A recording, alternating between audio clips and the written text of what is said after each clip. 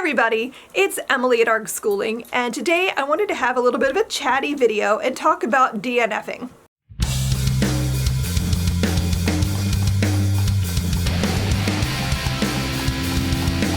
DNFs are something that I don't know if I've ever really talked much about here on my channel.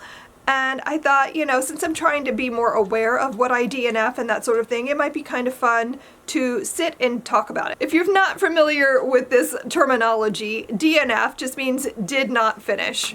It's a book that you started and set aside for various reasons.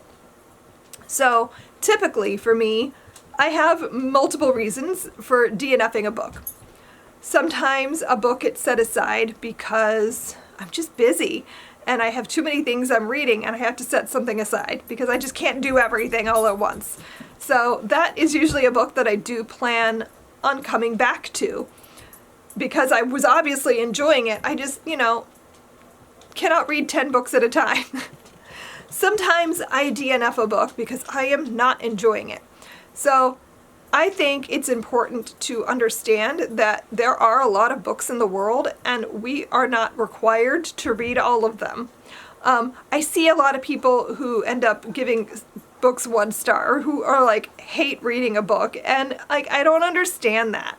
I think I've only ever finished a book maybe 3 times where I did not enjoy it enough to give it a 1 star. Usually if I'm not enjoying a book, I just set it aside a couple chapters in because I know it's not for me. I know myself as a reader pretty well at this point, so I can just determine, hey, this book's not working. I'm going to put it down and move on with my life. But I do not have infinite time. I don't want to waste it reading something I'm not enjoying. So there are many books that I will DNF because I just don't like them. And I don't talk about them here. I've told you guys before that I try not to be a negative space for book things. I'd rather not sit here and rant. I don't want to do that on my channel.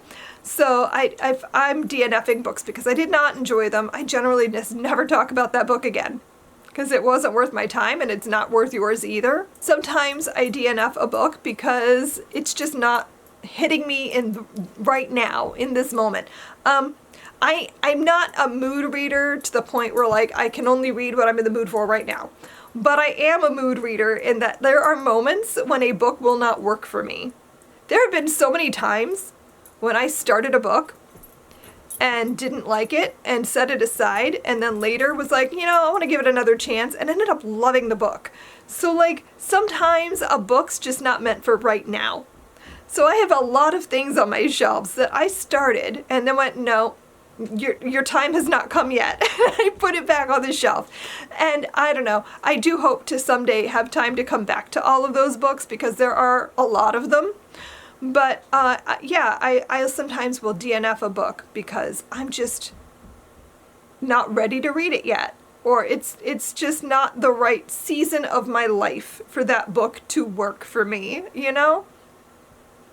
But I don't know. I don't think there's anything wrong with DNFing. I don't think it's something to be ashamed of. I don't think it's something that we should try to not do. I think you should DNF with just complete abandon. A book isn't working, put it down. Read something else.